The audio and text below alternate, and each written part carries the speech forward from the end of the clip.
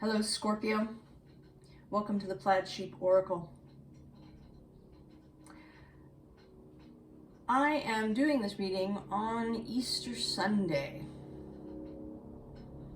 And it seems, well, of course it is, appropriate. I was interested that you put up your hand for today's reading. But, of course, I'm speaking of birth and rebirth. Today, now, spring up here in the north. Scorpio and Taurus are part of that cycle, that the Scorpio-Taurus axis of death and rebirth, death and resurrection.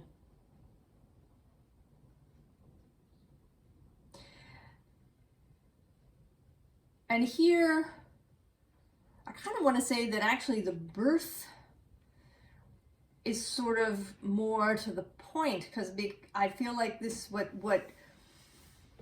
you are coming into is something completely new.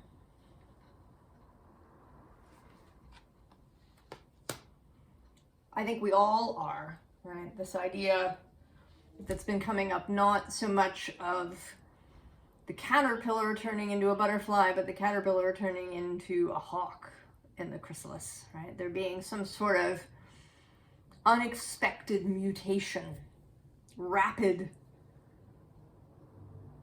evolution into a new form. For those of us in this cohort. So there were some quotes that came out too. And I'm going to read you the first one. Your way begins at the other side. Become the sky. Take an axe to the prison wall. Escape. Walk out like someone suddenly born into color. And I think that's a Coleman Barks translation of a Rumi poem.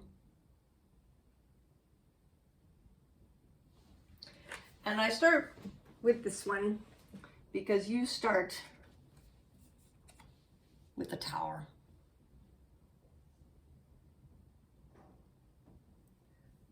Breaking out.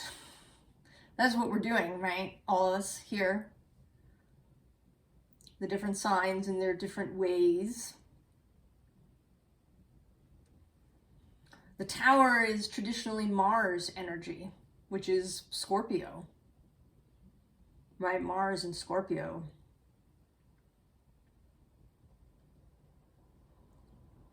As well as Mars and Aries. And we have this beginning space of 2 Aries new moons. Saturn shifting into Pisces, where he will trine you.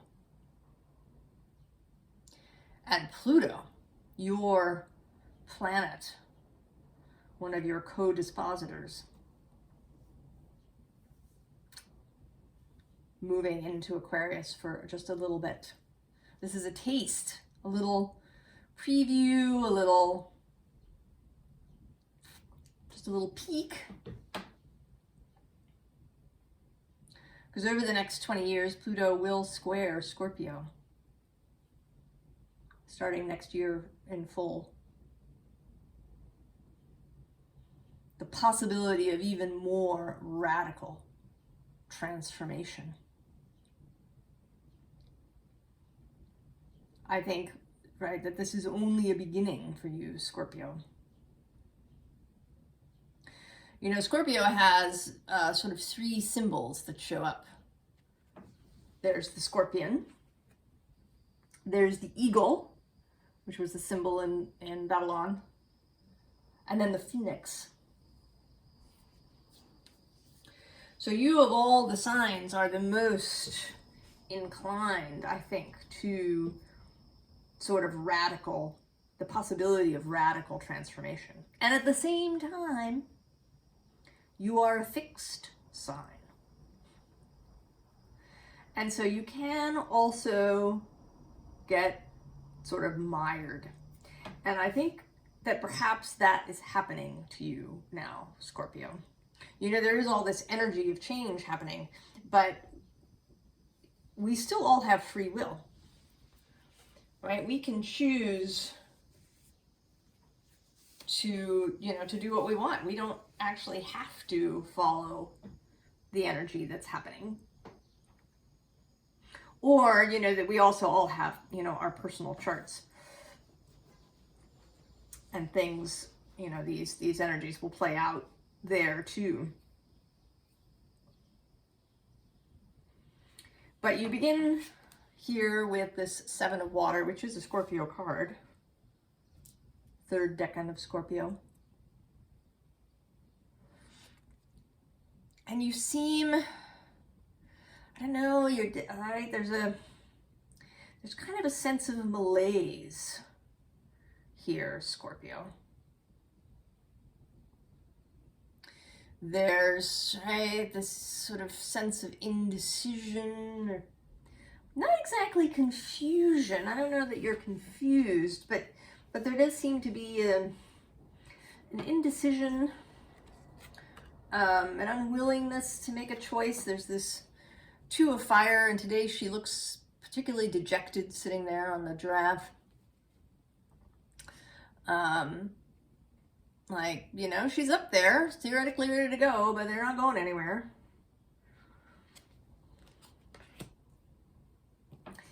And then there's this Three of Water, which today feels sort of burdensome, right? I almost feel like this upper shell that she's got with the pearl is somehow really heavy.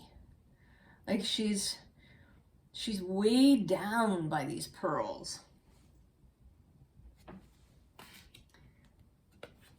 And then there's this temptation card, right? This feels like, oh, just 10 more minutes, right? Like you keep hitting the snooze button, Scorpio. You keep hitting the snooze button. And then this Ten of Air, which, you know, feels like, I don't know, spending time on trivial things you don't actually care about. You know, letting your mind get wrapped up in stuff that isn't, right, that doesn't really mean anything to you. You know, and maybe it's social media, but it could be, right, that maybe you concern yourself more with other people's lives than with your own. This is a pattern that I've sometimes fallen into. I get caught up in thinking about other people's lives and what they're doing than, you know, focusing on my own. Or, you know, you may be getting, you know, sort of caught up in logistical details of your life. But there's something, right, mental. This is an Air Swords card. You're just not feeling it, Scorpio, somehow.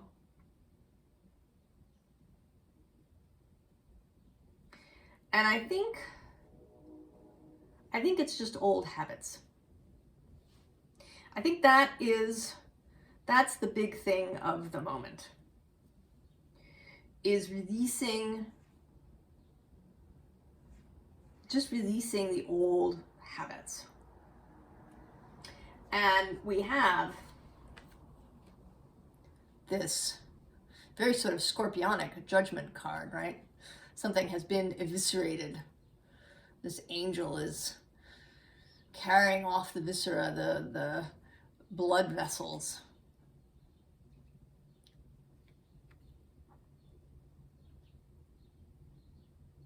This isn't, right? This is not really right? This is not a gentle energy. And you, Scorpio, are not really a gentle sign.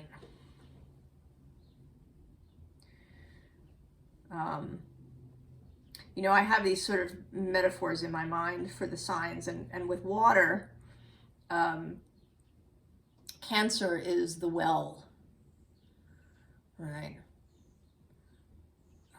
I mean, Cancer is also kind of the intertidal zone of the sea, but Cancer is really the well, right, where people come to be nourished, to have their thirst quenched, right? The Cancer care for others. And then Pisces I see as all of the connective water, like all the underground streams and the very still and deep lakes, and right, all the ways that water on the earth connects to all the other water, the borderless water. But Scorpio I see as the ocean, right, the deep ocean, which has the possibility, right, of great wonders, but also great storms at sea.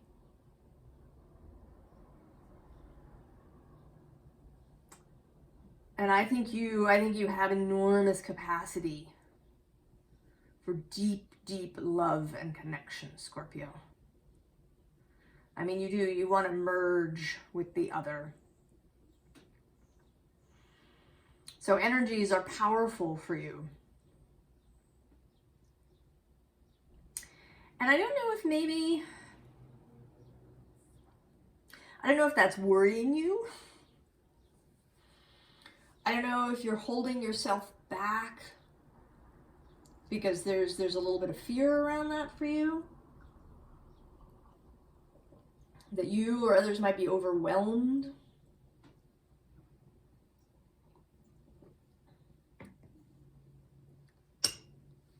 By the power of it.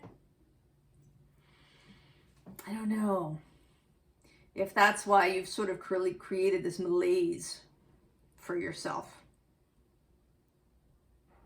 But, you know, Scorpio, you're not alone. I mean, not only are you not alone in the normal way, right? We have friends, we have guides, we have all of these things, but you have Taurus right across the way.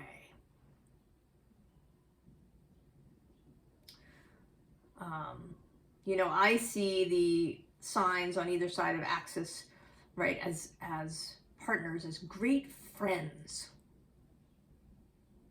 who have, you know, complementary skills, and they travel together, and they're there to help each other out. And here is the King of Pentacles, Taurus, followed by this Nine of Pentacles, you know, Venus in her garden. This energy is absolutely available to you, Scorpio. I think that's been part of this Taurus Scorpio nodal journey that we've been on. It's almost over. The North Node will move into Aries on July 17th. Right, the South Node leaving you and moving into Libra. So there's only a short while, a little over 3 months of this axis left. But I think it's really been teaching all of us, and you and Taurus in particular, about how you support each other.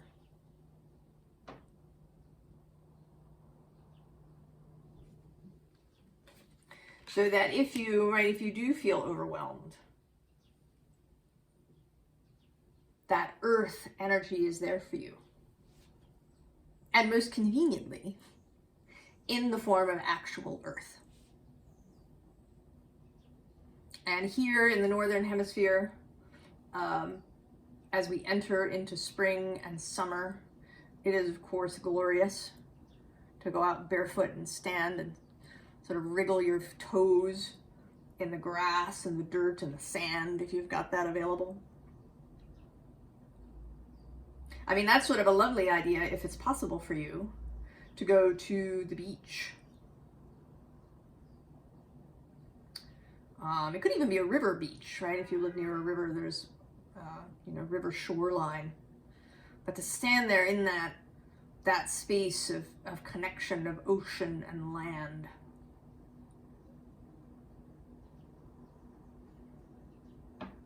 to see, right, how those two things work so well together.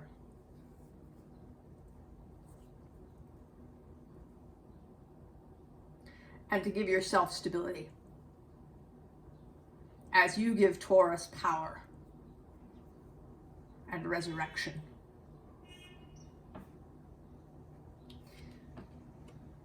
And we get this Ace of Wands, which is such an interesting Ace of Wands. It's like the least fiery kind of ace that there is. I mean, there is a fire, but we can't really see it, right? We see it only in the steam rising off the cauldron. And you're not even in the room, right? You're peering through the keyhole at this magic that's going on. And you want to go in, right? You've seen through the keyhole, you really want to open the door.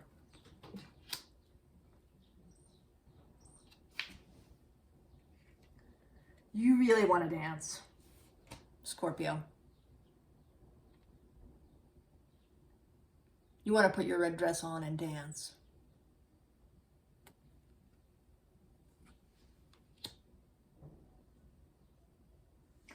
And some of your fear, you know, maybe programming. You know, we receive a lot of programming about passion, about deep emotion, about receptivity, right? About that feminine aspect. You know, Scorpio does have Mars as the dispositor, which is a kind of masculine, fiery energy. But you are the ocean, yeah, the sea. You are also receptive, watery, feminine energy, right? That transformative, composting energy that allows, right, for things to grow on the other side in Taurus.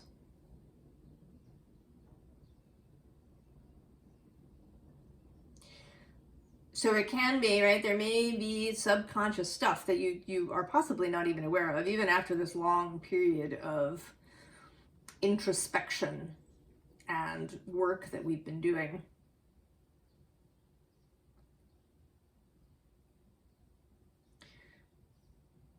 You may still have some of this, right? It's so insidious. Sometimes we don't see it, you know, it's like not seeing the air that you breathe.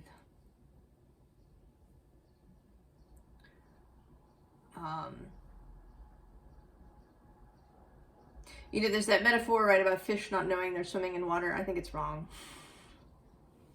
I think fish really are incredibly sensitive to the water that they swim in, right? To its temperature, to its viscosity, to its salinity, to all of these things. I think fish are incredibly aware. We, on the other hand, are not, right? We are not aware often of the air that we're breathing, or the cultural gack that we're walking around in. Some of it is so ingrained, just so normal, like this is the way it is, that we don't even see it. So I don't know if you're dealing with something like that. Maybe. But you are destined for greatness, Scorpio. And here I'm going to read the second quote that came up for you. These were all on the same page, and I wanted to take all of them. You're stronger, and you're better, and you're ready for whatever. Alicia Keys.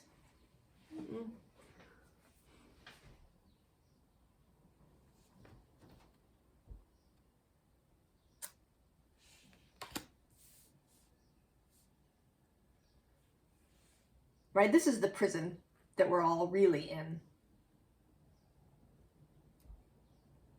whose walls we've been tearing down. All of those habits of thought, beliefs about, you know, who we are,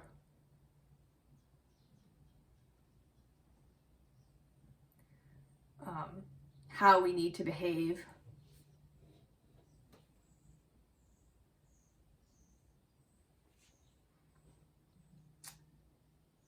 You know, what it is that's true about us because we're X, Y, or Z.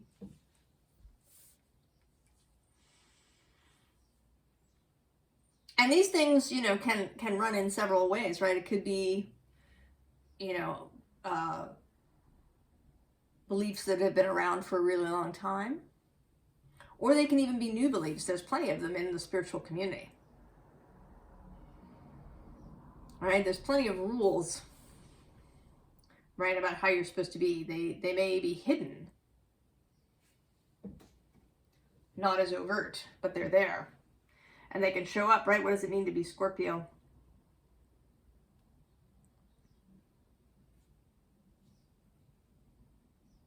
And you don't have to listen to any of it. We come down to this Knight of Pentacles. You know, and he's riding a dragon. I feel like he's another emissary for this Taurus-Scorpio axis.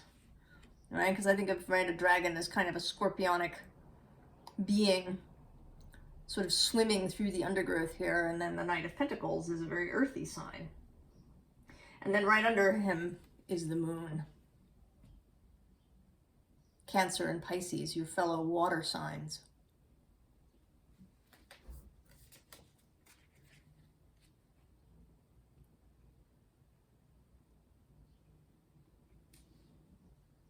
That you can be who you want to be, Scorpio. You can be deep and watery like the ocean,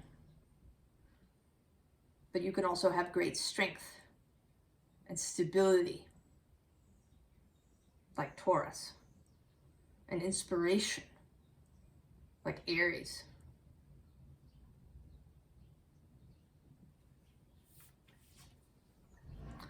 Or innovative here, right? The star showing up kind of traditionally Aquarius, but in this deck, extra watery.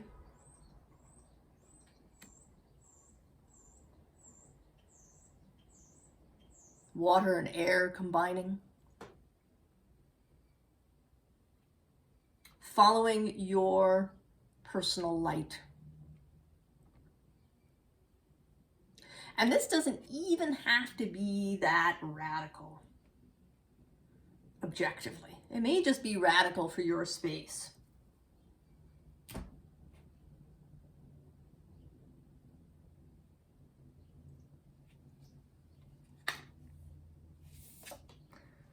Right? And that's why you've got the Knight of Wands. Sagittarius energy. All of the energies of, right? We contain a whole chart.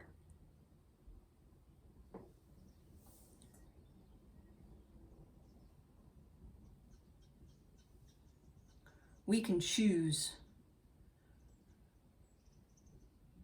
Right? We can choose emphasis. You know, you have your natal chart, but it's not like some sort of set in stone, you must behave in a particular way thing. It's a set of tendencies, but also a set of skills and relationships. And you could choose to see some of them as adversarial or difficult or challenging, or you could choose to see them all as positive, as growth-oriented, as useful.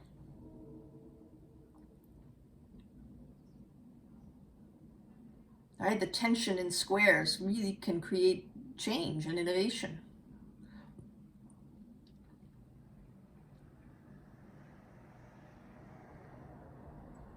And you do have, right, you have Sagittarius, he's there for you. That bold, fiery, focused energy. Even if you don't have any planets in there, Sagittarius is there somewhere.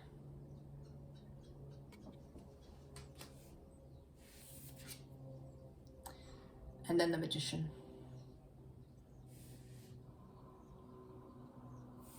And this is a reminder, right, to all of us who've been coming here to this channel, that we are creators, that we're creating these mutated timelines for ourselves. Think of that power, Scorpio. I mean, you created everything up until this point.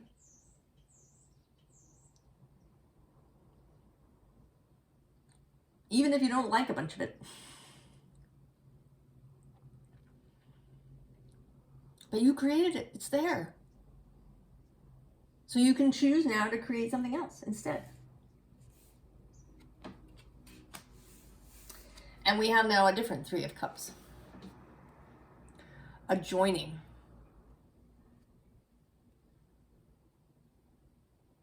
All of your internal parts coming into emotional coherence. And also coherence between mind and heart.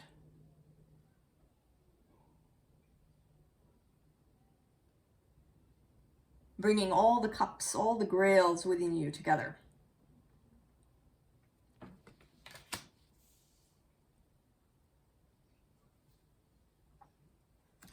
So when this card came out, as the first thing that occurred to me was that it is cutting the umbilical cord. You are reborn, Scorpio. Cut the umbilical cord. Right? You have been reborn of yourself. Right? Your parent in this metaphor is you. The previous you.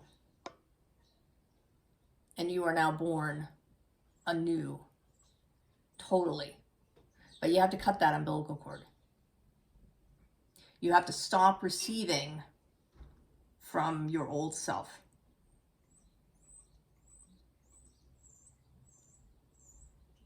Right? It was needed while this new you grew. Right? There were things that you needed to know. There's experience and wisdom and knowledge that can all be useful, right, going forward. But now it's time to cut that cord.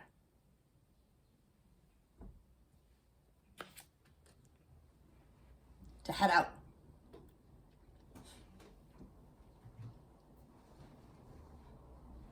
To just go.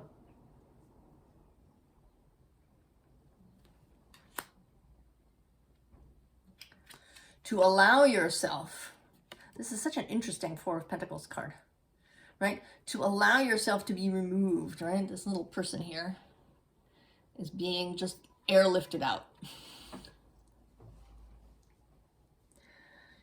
Right? Removed from your previous environment.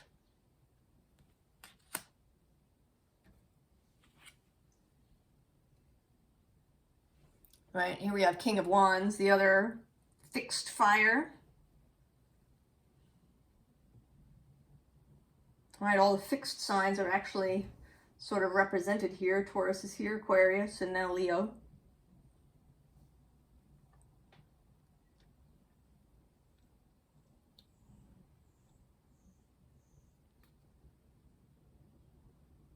Right, go into the future.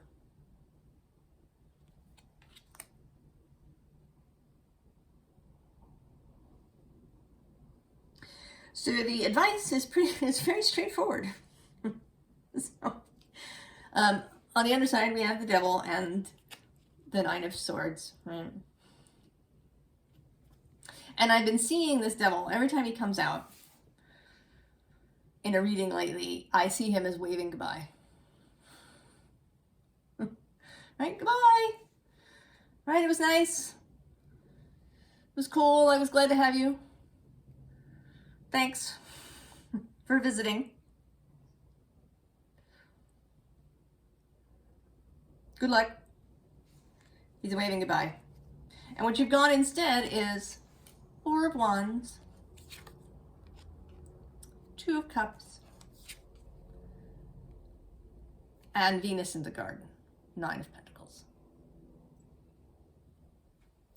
In other words, you gotta allow yourself to be happy, Scorpio. And I think that may be the most insidious Scorpio stereotype.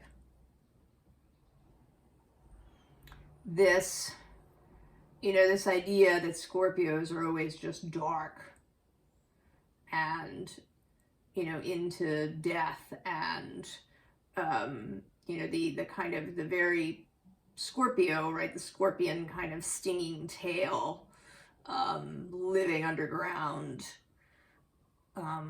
idea, right? That there can be no lightness in Scorpio, that it's all really just heavy energy. I think all the fixed signs have this problem a little bit. Maybe Aquarius less so. Aquarius is sort of more burdened by being by expectation, right, of innovation. But this notion, right, that you're stubborn and stuck and dark and that you couldn't just be happy.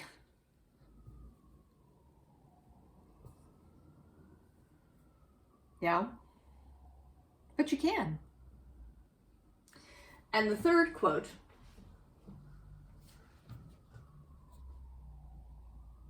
and now this is sort of the old you speaking to the new you. I forged you with my speech, no longer bereft, you blaze. Emily Warren.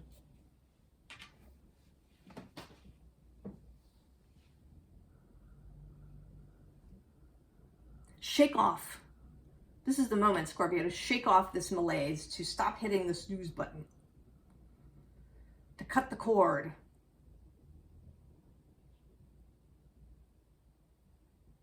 To allow the new to arrive, to see that in fact it has arrived. You have been born. Now what's required is your acceptance of that, your willingness to have a good life, to have a good life full of fun and love and joy, that you are allowed that.